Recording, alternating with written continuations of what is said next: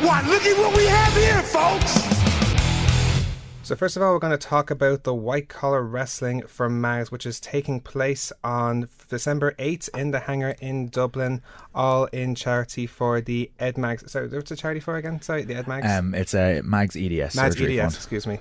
To join us anyway in the studio is one of the organisers for the event, Dean James. Dean, thanks for joining us here at the Kickhouse. Pleasure to be here. Thanks, Dave. So first of all, for those who are unaware of the actual event as well, what the cost for what exactly is the cost for the White Collar Wrestling, and where the idea for it first came about? So I had an idea years and years ago of white collar wrestling after I went to a white collar boxing night, but I kind of kept it in my back pocket for a long time. I wasn't sure if it would work logistically, if you could train up guys on a kind of a short time frame to be ready for a pro wrestling match. Right.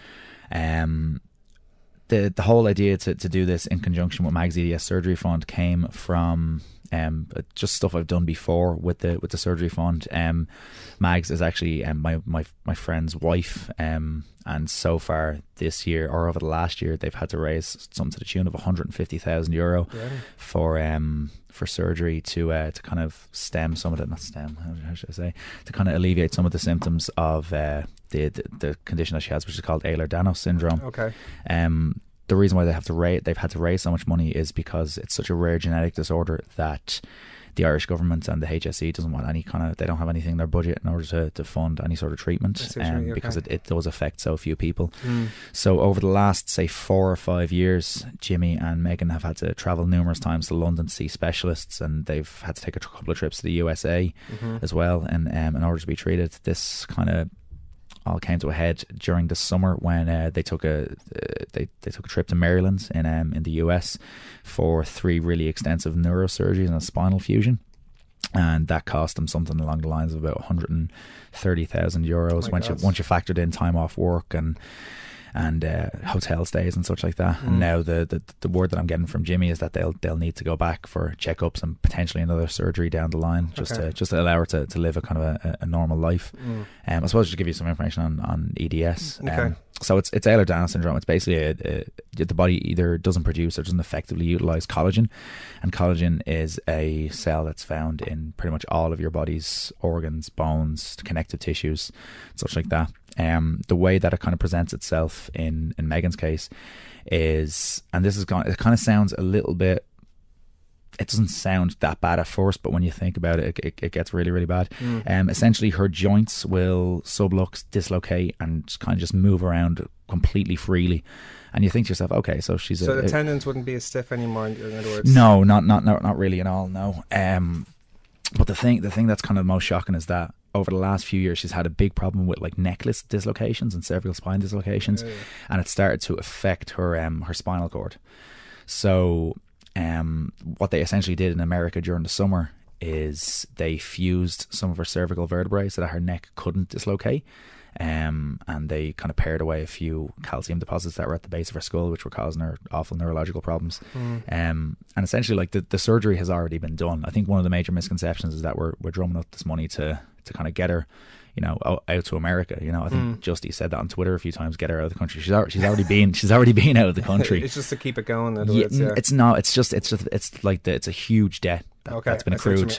You know how the American medical system works. You can get the surgery, but then you have to pay them back. I see what you mean. So they, at present, since about last September, October, I think when they started to get really aggressive with the fundraising, they've raised about €140,000 out of 150, which is needed so far, and there's probably going to be more in the future. And that's not counting. Jimmy told me last year that they spent something to the tune of about 30 or 40,000 over the past 5 years, which hasn't been included in those expenses, just when they were determined to pay it out of their own pocket. Jimmy himself used to have a fairly successful small company delivering fruit and veg around Dublin. He sold that company to his next biggest competitor, purely to put the money that he got from the sale towards Megan's fund. So they've had a rough out paper around over the last 2-3 years or so with this. Absolutely, so it definitely sounds like such extremes where they had to eventually pay for stuff as well. So the idea of the white collar wrestling, then, as you said, was inspired by a boxing event. So how is it different, let's say, preparing for a wrestling, white collar wrestling, as opposed to white collar boxing? Oh God, numerous. So we all know the nature of pro wrestling isn't exactly on the up and up, shall we say. So the thing with white collar boxing is you can train for a month, you can train for 2 months, and you go into a ring and you put headgear on, you lump the head off your mate or a complete stranger, and because you're about probably terrible boxers, nobody can really get hurt. But because pro wrestling is a show, it's a lot more cooperative. There's a lot more high risk involved with the maneuvers and the positions that you get into. It does require an awful lot more training and preparation. So the idea that I had for white collar wrestling was basically we take in as many people as possible to begin training. We give them something to the tune of 4 or 5 months. We've started this process in the summer when Fight Factory opened our new gym. We started off with 28 people, and we've now whittled it down to 4 out of 28, and those are the people that were dedicated enough to stick around to train multiple times a week. In Fight Factory we have 4 classes on a timetable every week. We basically made it free for people to attend those 4 classes, and we encourage them to get down as much as possible. The 4 guys that we're putting on this show are the 4 guys that showed the most amount of potential and the most amount of drive. And we're sorry, as well as that, we're going to put them in with a couple of pros from the Irish wrestling scene, guys that have a lot of experience, guys that can guide them through their first match, as opposed to kind of having 2 guys in there with no experience trying to lump the head off each other. And so it helps for them like to go through the match with the guys who are more experienced. Well, the guys in particular, like you have J Money, you have oh god, he's brilliant. I love his character already. I talked to him the other day. I'm like, oh, aren't you guy, the man who was J Money? I'm like, I'd love to see this character in person. So. Oh, you will soon enough. If by the time this podcast drops, we should have a promo released on YouTube and Facebook, so go check that out. He'll be up against Justin. That should be interesting. The way I've seen that is they're both really good talkers, they're both really big characters, and I think that's a really good match. That should be very, very entertaining on the night. And J Money himself, he has experience with acting. He's hilariously funny. He's a real comedian. He has his own podcast. Is that right? Yeah, called the Fine Ale Countdown, where he just talks about beer and talks shit with his mates for an hour at a time. But he's very, very entertaining. I think him and Justy will gel really well. Yeah, speaking, I'm also aware of Ian Holland.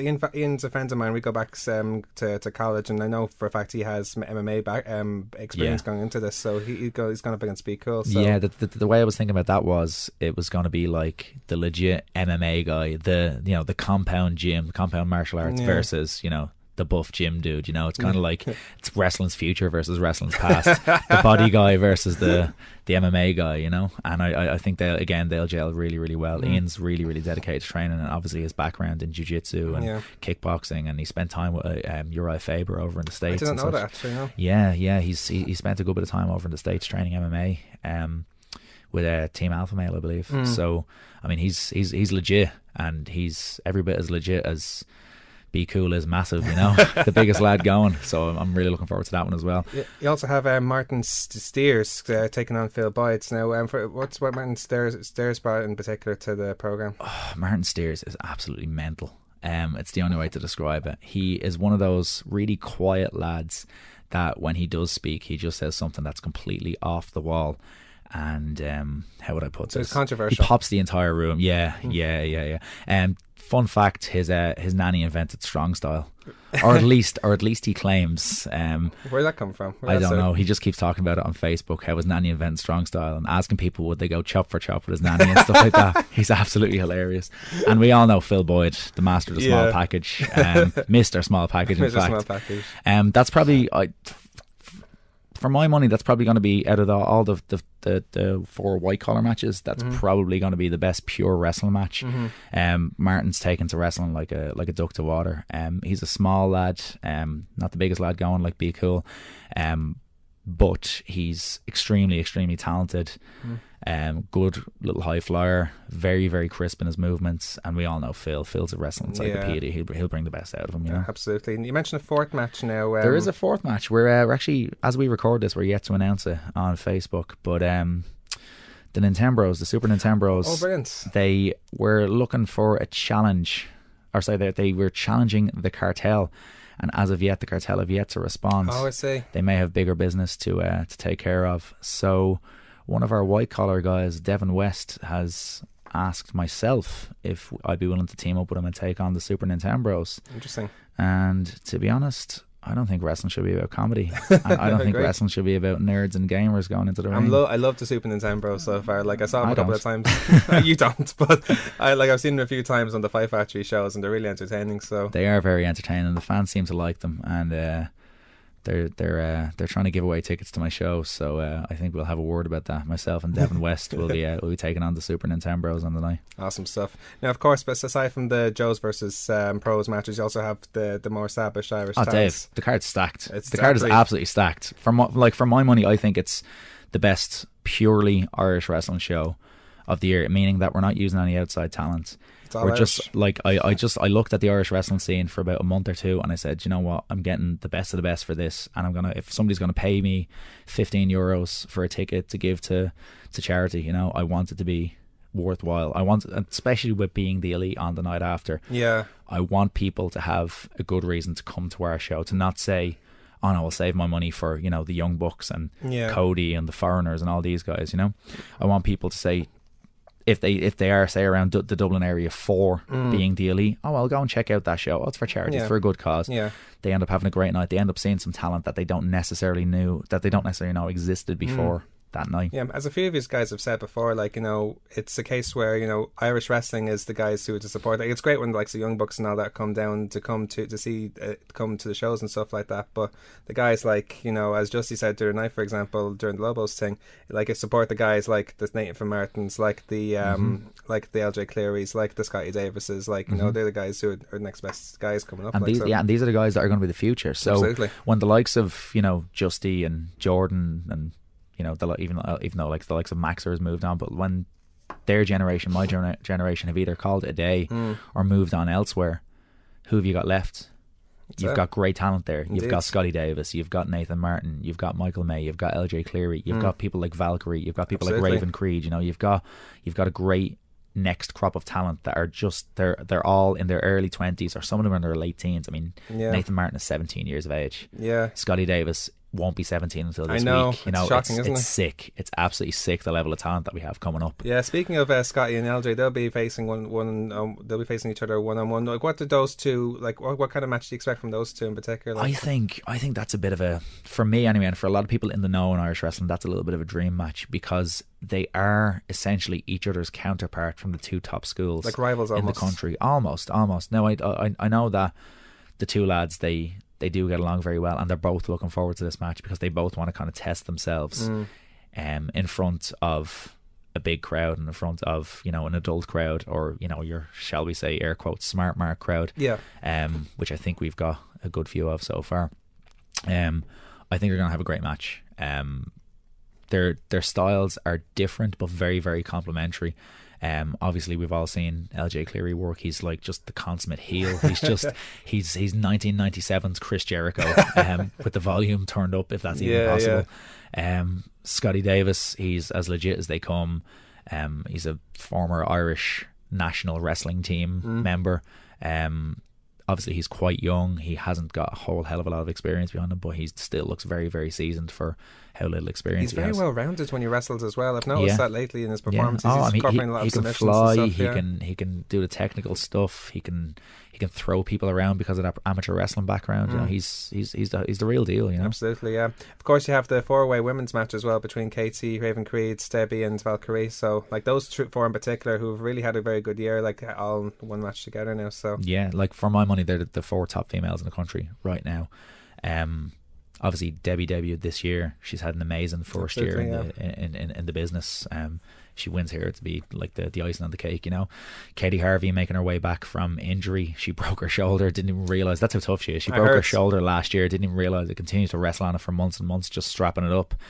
And she had to take a little bit of time off to heal some injuries. But she said she'd be back for this, and I said, well, you're booked. Of course, how could you not book Katie Harvey, the queen of Irish wrestling? Of course. Valkyrie, I think, is probably the most talented female that we have in this country, and that's including the likes of your Katie Harveys and your Martinez and stuff like that. I think she is the total package. She's so well rounded, everything from her character to her wrestling ability to her ability to fly, to brawl, to do technical wrestling. She's the real deal, and I'm hoping that she'll show that in this show, because I think out of all the girls in the country, she has don't want to sound insulting, but she has the least amount of buzz about her, and I don't think that's right at all. I think she should have the most amount of buzz about her. Well, she's making a name for herself now outside of Ireland. She's making her debut in Germany soon. She is, yeah, and she's done a week-long tour of England there recently enough, with more to come, because I believe the promoter was very happy with her work. So yeah, big things to come for her, but I want those big things to kick off in the Hangar. It'll only happen. Happen. And then finally, Raven Creed.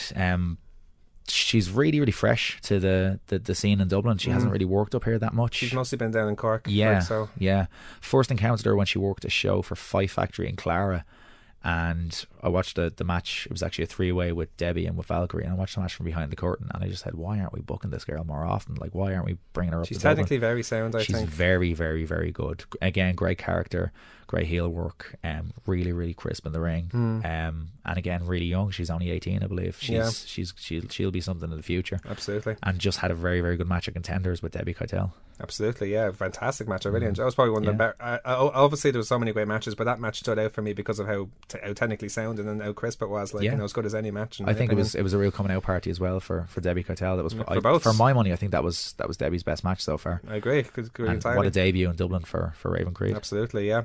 Now, obviously, you have this the 6-man Scrabble Scramble. A Scrabble match would be good. We just get them all to start spelling words. 6-man scrap. It should just be like it sounds like more of a Dublin match. You said scuffle earlier on. I like the sound of scuffle, but yeah, 6-man scrap.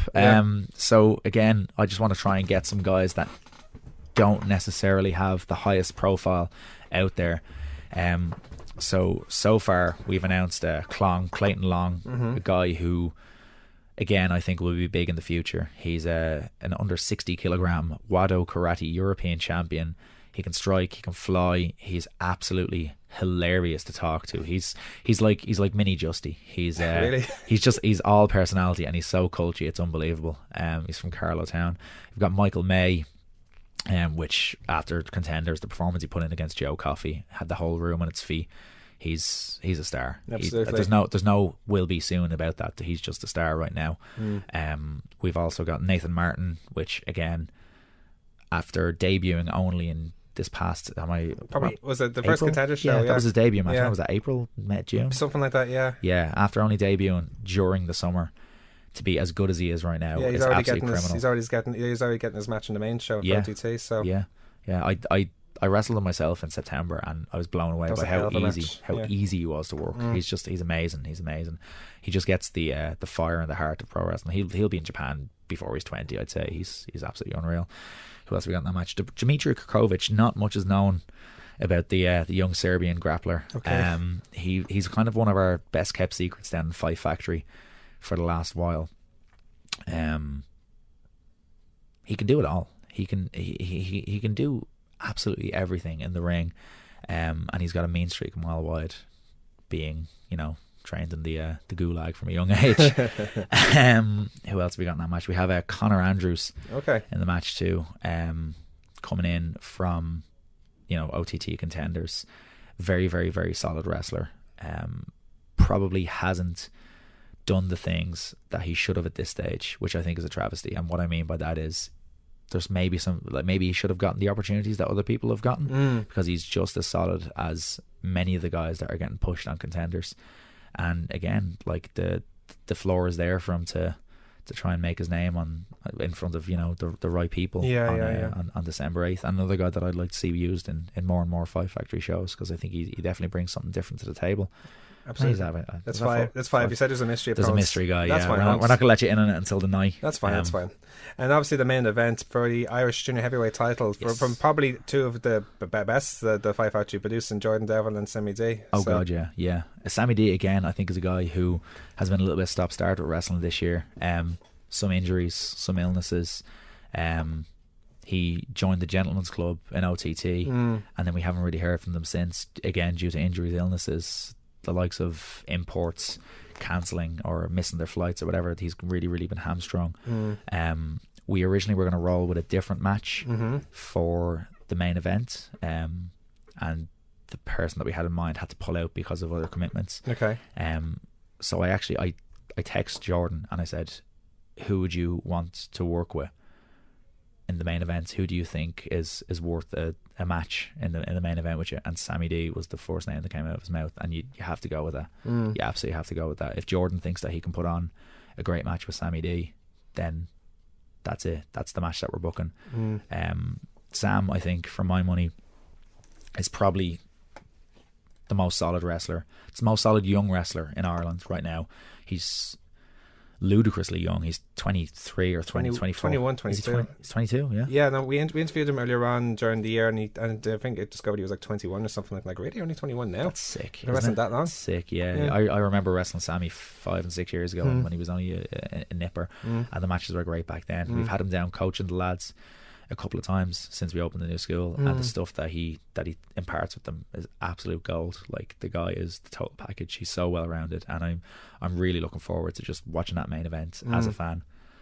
Of course, Jordan Devin, like, you know. I don't even feel like I need to mention Jordan Devin. Like, look at the 2017 he's had. Every match I've seen him have has been a stormer, no matter the opponent, whether they were an import, whether they were a local guy. Yeah. On kid shows, on OTT, on like the really indie kind of UK shows that I've seen on YouTube. He's just come of age in the last year, like, you know, so and so cool because it's him wrestling the main event the night before, probably the biggest match of his career, where he's wrestling Mark Hastings. So oh god, yeah, I'm looking forward to seeing both of those matches. Of course, yeah. So it should be awesome anyway.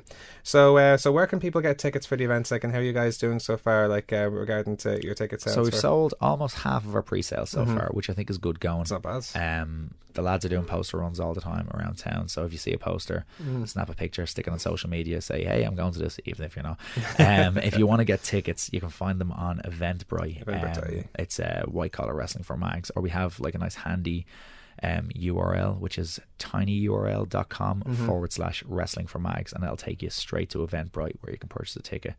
And if you do us a favor and share this on all your, if you're listening, share this on all your social media, get the word out that we're having probably the best Irish wrestling card of the year. Well, this will be no imports. All Irish on December 8th in the Hangar. Yeah, it'll be on our social media, that's for sure. As Dean mentioned, it'll be on the Hangar on December 8th. Tickets are still available on eventbrite.ie. So Dean, thanks so much for coming in. Thanks for having me. Appreciate having the time. All the best and more in Saturday weekend. Hope to talk to you again soon. See you soon. Cool.